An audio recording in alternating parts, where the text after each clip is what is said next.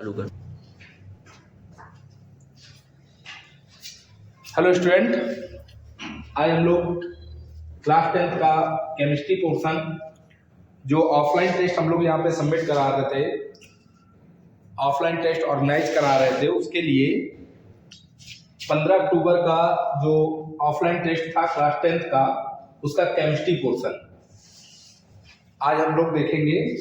और इसका physics portion आपको आशीष सर के द्वारा सॉल्व कर दिया गया था, तो यूट्यूब पे मिल गया होगा।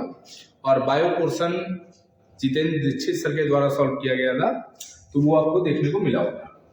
चलिए आज देखते हैं केमिस्ट्री पोर्शन इसी का। हाँ, तो पहला क्वेश्चन ये था। ओवरऑल अगर हम नंबरिंग की बात करें तो क्वेश्चन नंबर 8 ऑब्जेक्टिव में, लेकिन केमिस्ट्री पोर्शन का ये पहला क्वेश्चन था। तो पहला क्वेश्चन था, निम्नलिखित युग्मों में से कौन सा युग्म प्रतिस्थापनी अभिक्रिया देता है। देखिए क्वेश्चन बड़ा इंटरेस्टिंग है कि कौन सा युग्म, यहाँ पे गौर करिएगा बेटा, कौन सा युग्म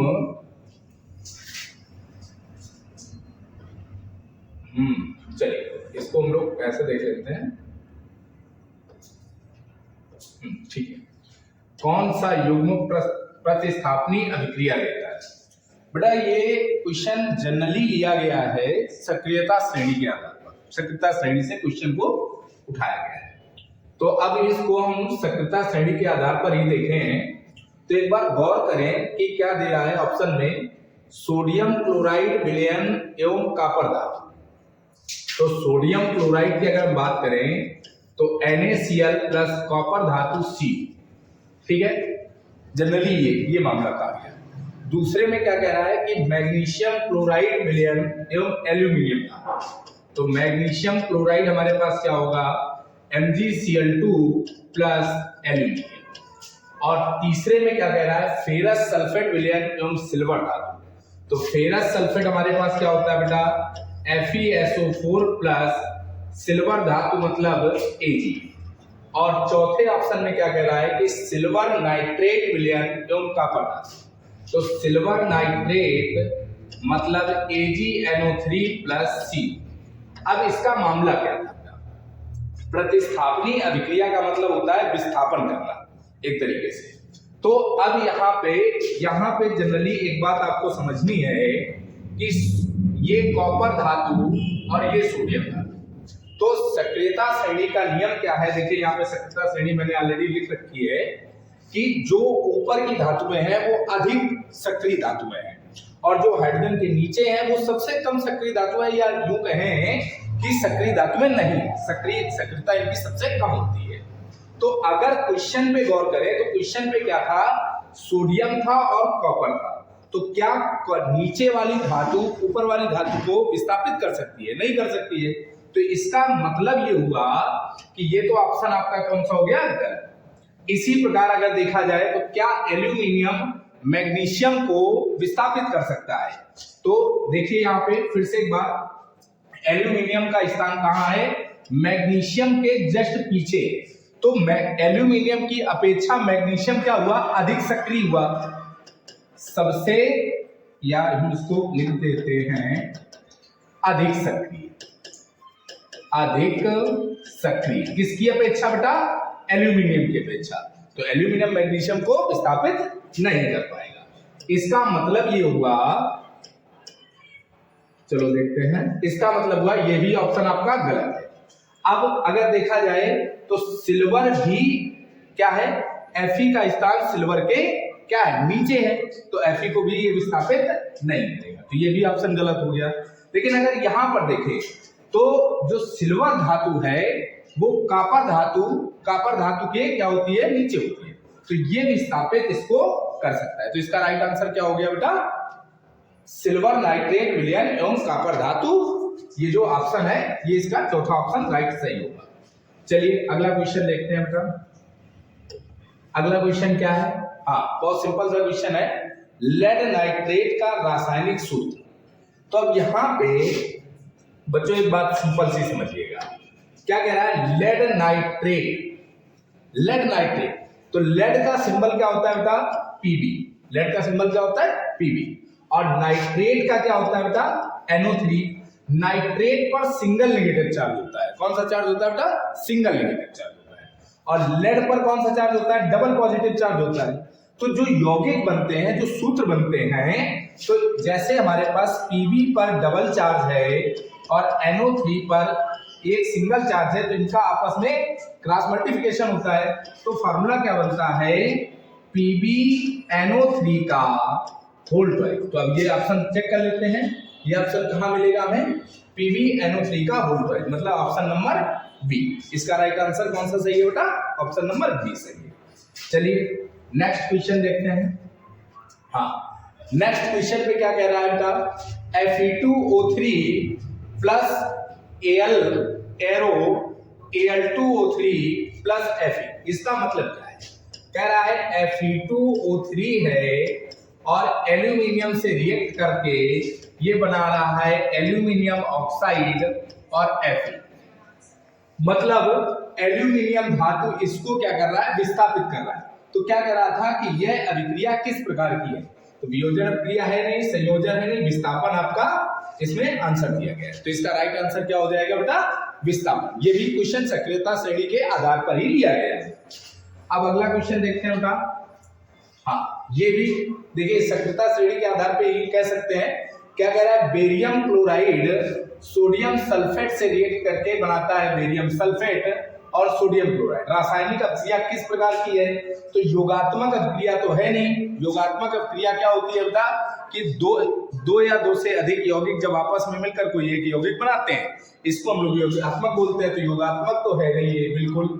विस्थापन अभिक्रिया, विस्थापन अभिक्रिया में क्या है? कोई एक यौगिक विस्थापित करता है, लेकिन यहां पर क्या कह रहा है? बेरियम क्लोराइड सोडियम सल्फेट के साथ रिएक्ट कर रहा है। और ऑप्शन में क्या दिया है? द्विविस्थापन अभिक्रिया भी दिया है। तो इसका राइट आंसर क्या होगा? द्विविस्थापन अभिक्रिया, ऑप्शन नंबर सी। तो इसका राइट आंसर का ऑप्शन नंबर सी हो जाएगा। चलिए अगला क्वेश्चन देखते हैं। हाँ, फिर से देखिए सिंपल सा क्वेश्चन है। कैल्शियम फॉस्फेट का सूत्र, कैल्शियम फॉस्फेट का सूत्र क्या होगा? तो बेटा यहाँ पे समझो आप, कैल्शियम होता है डबल चार्ज और फॉस्फेट होता है PO3 ट्रिपल नेगेटिव। क्या होता है बेटा? PO3 triple negative. तो यहां पर क्या हो जाएगा? इस 3 का गुणा इधर और 2 का गुणा इधर, तो फार्मूला बन जाएगा CA3PO4 का होल ट्वाइस। तो फार्मूला क्या होगा? CA3PO4 का होल ट्वाइस। तो देखिए इसमें ऑप्शन कहाँ है बेटा? ऑप्शन नंबर ए दिया गया है CaPO3 का होल ट्वाइस, ये तो गलत है। फिर दिया गया है CaPO4, ये भी गलत हो गया। फिर दिया गया है CA3PO4 का होल ट्वाइस, मतलब ऑप्शन नंबर सी, ये राइट आंसर आपका ऑप्शन नंबर सी सही था। चलिए अगला क्वेश्चन देखते हैं। हाँ, ये क्वेश्चन है, निम्न अभिक्रियाओं में आयनों के विनिमय से नए यौगिक बनते हैं। आयनों के विनिमय से नए यौगिक बनते हैं, उनको बेटा हम लोग कहते हैं प्रतिस्थापन अभिक्रिया। क्या बोलते हैं? प्रतिस्थापन अभिक्रिया कहते हैं। तो इसका राइट आंसर बेटा प्रतिस्थापन अभिक्रिया था। हाँ, ये क्वेश्चन देखिए, बड़ा इंपॉर्टेंट क्वेश्चन है। क्या कह रहा है? नीचे दी गई अभिक्रिया के संबंध में कौन सा कथन असत्य है? ये देखिए एग्जामिनर की कलाकारी, यहाँ पे दे दिया उसने असत्य है, सत्य के लिए नहीं पूछा है। उसने कहा कि नीचे जो अभिक्रिया दी गई है उसके लिए आपको ये बताना है कि कौन सा कथन असत्य है। तो अभिक्रिया क्या कह रहा है? कह रहा है लेड ऑक्साइड कार्बन धातु के साथ रिएक्ट कर रहा है और बना रहा है लेड और कार्बन डाइऑक्साइड। चलिए ये 2 बेटा नीचे होता है, इसको देख लीजिएगा, कंप्यूटर की फॉल्ट है। अब चलिए देखते हैं। तो पहले में क्या कह रहा है? सीसा अपचयित हो रहा है। सीसा मतलब लेड, तो यहाँ पर्टिकुलर लेड तो बाई प्रोडक्ट पे है, तो ये तो ऑप्शन तो बिल्कुल गलत हो गया। ठीक है, उसके बाद क्या कह रहा है? कार्बन डाइऑक्साइड उपचयित हो रहा है। उपचयित मतलब यहाँ पे ऑक्सीकरण को कहते हैं। उपचयित किसे कहते हैं बेटा? ऑक्सीकरण को। याद रखिएगा, उपचयित शब्द ऑक्सीकरण के लिए लिया गया है। किसके लिए लिया गया है बेटा? ऑक्सी। तो अब सोचिए यहाँ पे सीसा अपचयित हो रहा है, ये तो गलत हो गया बिल्कुल। कार्बन डाइऑक्साइड उपचयित मतलब ऑक्सीकरण हो रहा है, तो कार्बन डाइऑक्साइड भी प्रोडक्ट में है, तो कार्बन डाइऑक्साइड कैसे ऑक्सीकरण हो सकता है? तो ये भी दूसरा ऑप्शन भी इसका गलत है। अब क्या कह रहा है, कार्बन उपचयित हो रहा है, कार्बन का ऑक्सीकरण हो रहा है। तो कार्बन का तो यहाँ पे ऑक्सीकरण हो रहा है क्योंकि ये कार्बन ऑक्सीजन से क्रिया करके कार्बन डाइऑक्साइड बनाएगा, तो कार्बन का ऑक्सीकरण तो हो रहा है, तो ये ऑप्शन इसका सही है। अब देखते हैं, लेड ऑक्साइड अपचयित हो रहा है, अपचयित मतलब अपचयन हो रहा है, तो अपचयन में क्या होता है, या तो हाइड्रोजन का योग या तो ऑक्सीजन का निकलना। अपचयन में क्या होता है, हाइड्रोजन का योग या तो ऑक्सीजन का बाहर जाना, तो इसमें तो लेड ऑक्साइड से ऑक्सीजन बाहर जा रहा है तो अपचयित हो रहा है, तो इसका मतलब ये ऑप्शन इसका सही है।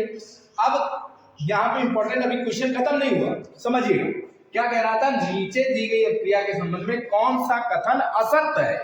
तो असत्य कथन कौन सा है, पहला कथन और दूसरा कथन असत्य है, बात समझ रहे हो, पहला और दूसरा कथन असत्य है, तीसरा और चौथा कथन इसका सत्य है। अब इसमें ऑप्शन में क्या दिया है, ऑप्शन में कह रहा है पहला एवं दूसरा, तो ये बात तो बिल्कुल सही है कि पहला और दूसरा कथन असत्य है। पहला एवं तीसरा, तो पहला तो सत्य है लेकिन तीसरा सत्य है। इसमें क्या दिया है, पहला दूसरा एवं तीसरा, तो पहला दूसरा तो असत्य है लेकिन तीसरा सत्य कथन है। और कह रहा है सभी, तो सभी तो हो नहीं सकता है, तो इसका राइट आंसर आपका कौन सा होगा, फर्स्ट एवं सेकेंड। कौन सा होगा बेटा, फर्स्ट एवं सेकेंड। चलिए अगला क्वेश्चन देखते हैं इसी में। ये देखिए आ गया बेटा हमारे पास ऊष्मीय अपघटन अभिक्रिया का एक उदाहरण दीजिए। अब ऊष्मीय अपघटन अभिक्रिया का उदाहरण, तो ऊष्मीय अपघटन अभिक्रिया में क्या है, वे रासायनिक क्रियाएं जिनमें ताप बढ़ाने से कोई यौगिक दो या दो से अधिक सरल यौगिकों में क्या हो जाता है, सरल अणुओं में विघटित हो जाता है। विघटित मतलब टूटना, विघटित मतलब क्या होता है बेटा, टूटना। अब टूट जाता है उसे हम लोग क्या बोल देते हैं, ऊष्मीय अपघटन अभिक्रिया। ऊष्मीय अपघटन अभिक्रिया एक तरीके की अनुत्क्रमणीय अभिक्रिया होती है। क्या होती है बेटा, अनुत्क्रमणीय अभिक्रिया। और अनुत्क्रमणीय अभिक्रिया क्या होती है, बहुत सिंपल शब्दों में सुनिए कि अभिकारक से उत्पाद तो बनता है, अभिकारक से उत्पाद तो बनता है, लेकिन उत्पाद से अभिकारक बनना संभव नहीं होता है। अभिकारक से उत्पाद का निर्माण तो होगा लेकिन उत्पाद से अभिकारक का निर्माण नहीं होगा। तो यहाँ पे इसका एग्जाम्पल हम लोग लिख सकते हैं, बहुत सिंपल सा एग्जाम्पल है बेटा, हमारे पास दिया गया है, इसको बोलते हैं पोटेशियम क्लोरेट। क्या बोलते हैं बेटा, पोटेशियम क्लोरेट। चलो लिख देते हैं यहाँ पे पोटेशियम क्लोरेट, इसको क्या बोलते हैं बेटा, पोटेशियम क्लोरेट। तो पोटेशियम क्लोरेट को अगर हम डायरेक्टली हीट करा दें, ठीक है, किसको हीट करा दें बेटा, पोटेशियम क्लोरेट को अगर हीट करा दिया जाए तो पोटेशियम क्लोरेट टूट जाता है पोटेशियम क्लोराइड और ऑक्सीजन में। किसमें टूट जाता है बेटा, पोटेशियम क्लोराइड और ऑक्सीजन में। इस बात का विशेष ध्यान रखिएगा कि पोटेशियम क्लोरेट पोटेशियम क्लोराइड और ऑक्सीजन में तो टूटता है, लेकिन अब पोटेशियम क्लोराइड और ऑक्सीजन मिलके पोटेशियम क्लोराइड नहीं बन सकता है यहाँ पर। क्लियर है, इसका नाम क्या हो गया बेटा, पोटेशियम क्लोराइड। चलो लिख देते हैं पोटेशियम क्लोराइड। क्या बेटा, और ये तो O2 तो सभी लोग जानते हो ऑक्सीजन होता है। इस अभिक्रिया को संतुलित कर लेते हैं, बैलेंस कर लेते हैं। तो यहाँ पर ऑक्सीजन के अणु कितने हैं, 3, और वहां पर ऑक्सीजन के अणु कितने हैं बेटा, 2। तो क्या करें, 2 यहाँ लगा दें तो हमारे पास 2 यहाँ लग जाएगा, तो ऑक्सीजन के एटम कितने हो जाएंगे, 3 दूनी 6। तो बेटा कितना लगा दें यहाँ, 3। तो ये अभिक्रिया हमारे पास क्या हो गई, संतुलित हो गई। क्लियर है, तो फटाक से इसको नोट कर लीजिए। अगला क्वेश्चन देखते हैं। हाँ, ये क्या है, निम्नलिखित तत्वों के युग्मों के संयोग से बनने वाले स्थायी द्विअंगी यौगिकों के सूत्र लिखिए।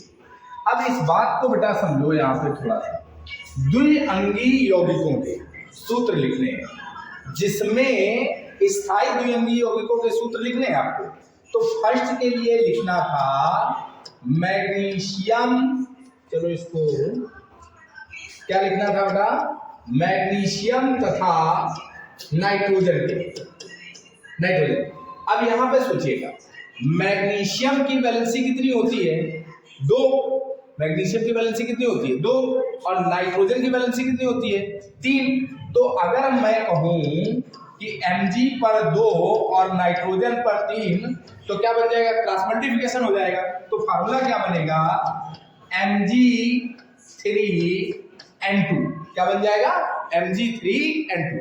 और इसका नाम क्या होगा बेटा, मैग्नीशियम नाइट्राइड। इसका नाम क्या होगा, मैग्नीशियम नाइट्राइड। इसी प्रकार सेकेंड की अगर बात करें तो सेकेंड पर K और O, K की वैलेंसी होती है 1 और ऑक्सीजन की बेटा 2। तो इसका क्रॉस मल्टीप्लिकेशन कर दें तो फार्मूला क्या बन जाएगा, K2O। क्या बन जाएगा बेटा, K2O। तो इसका नाम क्या हो जाएगा, पोटेशियम ऑक्साइड।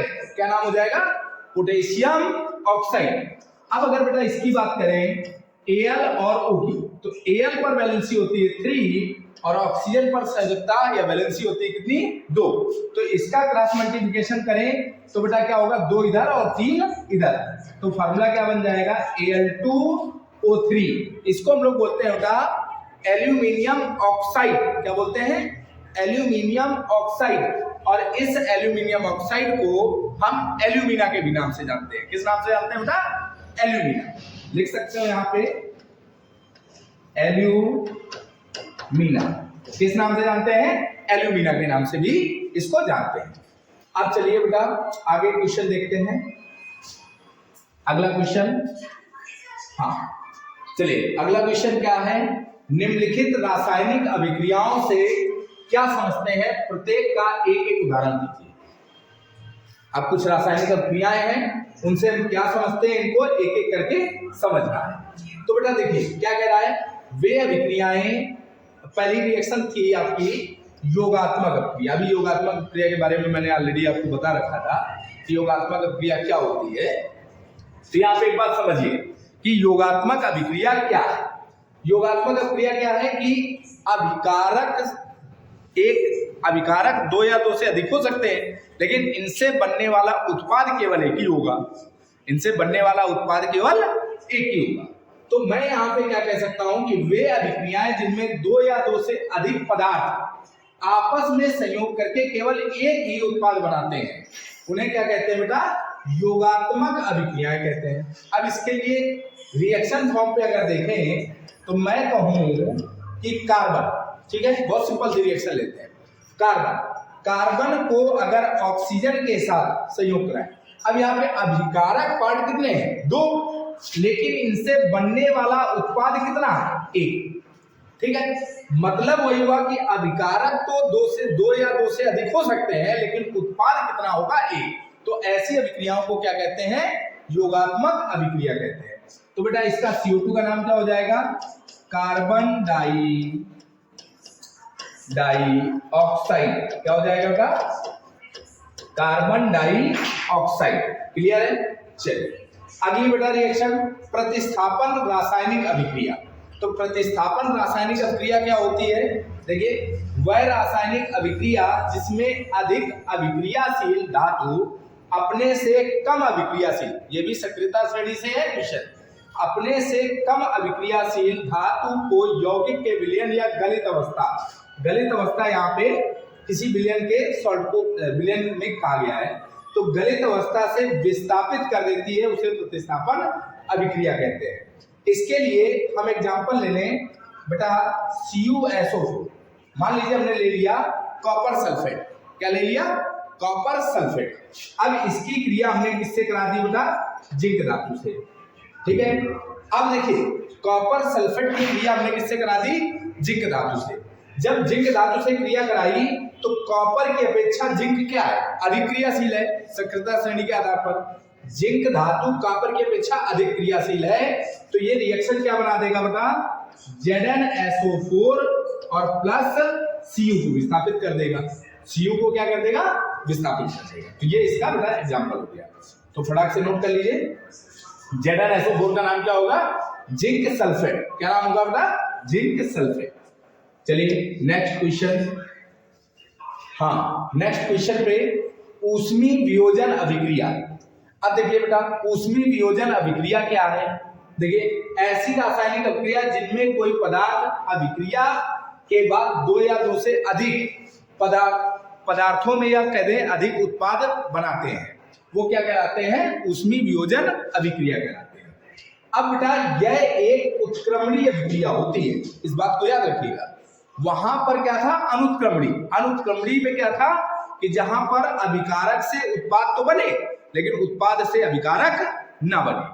अब यहाँ पे क्या है, उत्क्रमणीय अभिक्रिया, मतलब अभिकारक से उत्पाद तो बनेगा और उत्पाद से अभिकारक भी बनना संभव हो सकता है। तो जैसे हम इसमें ले लें बेटा CaCO3, इसको क्या बोलते हैं, कैल्शियम कार्बोनेट। क्या बोलते हैं बेटा, कैल्शियम कार्बोनेट। तो कैल्शियम कार्बोनेट, अब यहाँ पे समझिएगा बेटा, कैल्शियम कार्बोनेट को अगर हम तोड़ें तो क्या किसमें टूटेगा, कैल्शियम ऑक्साइड और कार्बन डाइऑक्साइड में ब्रेक हो जाएगा। अब अगर इसको आपस में मिला दें तो क्या बन जाएगा, कैल्शियम कार्बोनेट। तो देखो हुई ना रिएक्शन वही कि अभिकारक से उत्पाद और उत्पाद से अभिकारक, इसीलिए इसमें डबल एडेड एरो लगाया गया है। इस एरो का मतलब यही है कि इस तरफ की चीज इस तरफ से बन सकती है और इस तरफ की चीज इस तरफ बन सकती है। तो अभिकारक से उत्पाद और उत्पाद से अभिकारक। क्लियर है? चलिए अगला क्वेश्चन देखते हैं बेटा क्या है। हाँ, ये क्वेश्चन आ गया रिएक्शन क्वेश्चन का। निम्नलिखित अभिक्रियाओं में प्रत्येक के लिए संतुलित रासायनिक समीकरण लिखिए। निम्नलिखित अभिक्रियाओं के लिए प्रत्येक के लिए संतुलित रासायनिक समीकरण लिखना है। अब आपको तो यहाँ पे नाम दिए गए हैं और ये कुछ खाली स्थान दिए गए हैं। खाली स्थान में क्या बनेगा इस बात को भरना है, ठीक है। चलिए देखते हैं। सोडियम सल्फेट, तो बेटा सोडियम सल्फेट का फॉर्मूला क्या होता है, Na2SO4। याद रखिए सोडियम सल्फेट का बेटा फॉर्मूला क्या होता है, Na2SO प्लस बेरियम क्लोराइड। तो बेरियम क्लोराइड का फॉर्मूला क्या होता है बेटा, BaCl2। बेरियम क्लोराइड का फॉर्मूला क्या होता है, BaCl2। तो क्या कह रहा है, कह रहा है बेरियम सल्फेट बन रहा है। मतलब यहाँ पे रिएक्शन कैसे हुई इस बात को समझिएगा। अगर हम थोड़ा सा यहाँ पे समझे तो ये रिएक्शन कैसे हुई बेटा, Na पर होता है सिंगल पॉजिटिव चार्ज। क्या होता है, सिंगल पॉजिटिव चार्ज। SO4 पर होता है डबल नेगेटिव चार्ज और बेटा Ba पर होता है डबल पॉजिटिव चार्ज और Cl पर होता है सिंगल नेगेटिव चार्ज। तो नियम क्या है कि इसका पॉजिटिव इसके नेगेटिव के साथ और इसका नेगेटिव इसके पॉजिटिव के साथ। तो वही यहाँ पे क्या बना रहा है, बेरियम सल्फेट बना रहा है बेटा। प्लस अब देखिए इसका पॉजिटिव इसके नेगेटिव के साथ तो रिएक्ट कर गया, तो इसका पॉजिटिव इस नेगेटिव के साथ भी तो रिएक्ट करेगा। तो खाली स्थान पे क्या आ जाएगा हमारे पास, NaC। क्या आ जाएगा बेटा, NaC। अब कह रहा था इस अभिक्रिया को संतुलित रासायनिक समीकरण में लिखना है। तो अभिक्रिया तो हमने लिख दी लेकिन इसको हम संतुलित रासायनिक समीकरण में लिखे हैं। तो कैसे लिखेंगे देखिएगा, मैंने इसको पॉजिटिव इसके नेगेटिव के साथ और इसका नेगेटिव इसके पॉजिटिव के साथ ये रिएक्शन कराई थी ना। चल अब देखते हैं इसको बैलेंस करते हैं बेटा। यहाँ पे अगर गौर करें Na कितने हैं, 2। तो चलो Na लगा देते हैं 2, ठीक है। अब अगर हम बात करें यहाँ पे Cl कितने हैं, 2। तो ये 2 Cl भी तो काउंट होंगे, तो 2 Cl हो गए। अब बेरियम कितना है, एक यहाँ है एक यहाँ है, SO4 एक यहाँ है एक यहाँ है। तो ये तो अभिक्रिया बैलेंस हो गई। तो इसका राइट आंसर क्या होगा, Na2SO4 प्लस BaCl2 से क्या बनेगा, बेरियम सल्फेट और सोडियम क्लोराइड। तो ये जो खाली स्थान था वहां पे क्या भरना है आपको, सोडियम क्लोराइड। चलिए दूसरी अभिक्रिया देखते हैं। दूसरी अभिक्रिया में क्या कर रहा है, मरकरी ऑक्साइड मतलब HgO, ठीक है। HgO को हीट किया गया तो मरकरी बन गया, Hg बन गया।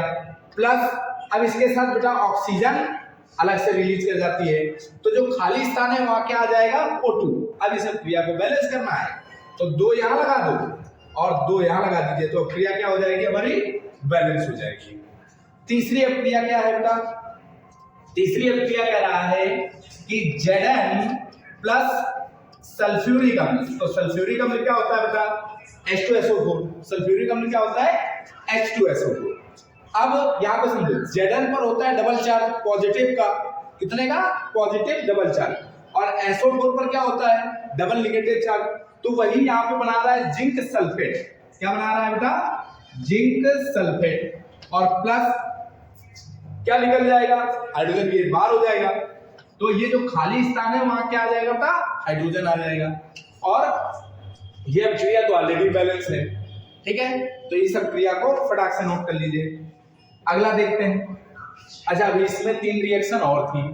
देखिए क्या है, आयरन प्लस कॉपर सल्फेट। तो बेटा आयरन तो होता है Fe प्लस कॉपर सल्फेट क्या होता है CuSO4। अब ये रिएक्शन कर रहा है बेटा।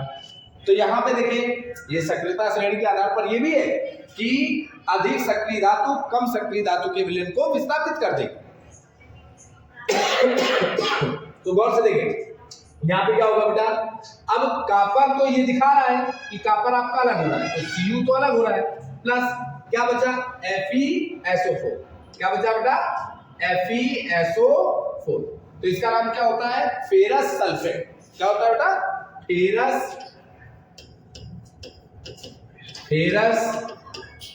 सल्फेट। इसका नाम बेटा फेरस सल्फेट। चलिए आगे देखते हैं बेटा क्या है कैल्शियम कार्बोनेट। तो देखिए ये तो एग्जांपल में भी मैंने पीछे पढ़ाया है कि कैल्शियम कार्बोनेट जब इसको हीट कराएंगे तो क्या कैल्शियम ऑक्साइड में CaO और प्लस CO2। क्लियर है। तो खाली स्थान पे क्या आ जाएगा CO2। चलिए अगला देखते हैं zinc plus silver nitrate. Zinc बेटा क्या होता है Zn प्लस सिल्वर नाइट्रेट क्या होता है AgNO3 और एरो क्या बन जाएगा बेटा जिंक नाइट्रेट। भाई जिंक पर क्या होता है डबल पॉजिटिव चार्ज, NO3 पर क्या होता है सिंगल नेगेटिव चार्ज। तो क्या बन जाएगा बेटा ZnNO3 का होल ट्वाइस और प्लस Ag। क्लियर है। तो जिंक नाइट्रेट का फॉर्मूला क्या होगा ZnNO3 का होल ट्वाइस। क्लियर है। तो ये था आपका सॉल्यूशन। इसको फटाक से आप कॉपी करिए और देखिए कि कहाँ आपने टेस्ट पे गलती की थी और क्या सही है क्या गलत है, इसको एक बार आप देखिए। और नेक्स्ट क्वेश्चन नेक्स्ट जो पेपर होगा वो हम लेके आएंगे 29 अक्टूबर का फिजिक्स पोर्शन, बायो और केमिस्ट्री। तो फिजिक्स पोर्शन आपका कल आपको यूट्यूब पे ही मिल जाएगा, लगभग 7 से 8 बजे के आसपास वो वीडियो आपको मिल जाएगा। और यही क्रम पे आपको निरंतर एक दिन बाद वीडियो मिलते रहेंगे। तो बहुत अच्छे से तैयारी करनी है आपको ताकि यूपी बोर्ड में जो भी आप नंबर लाने वाले हैं वो उम्मीद से ज़्यादा नंबर आए।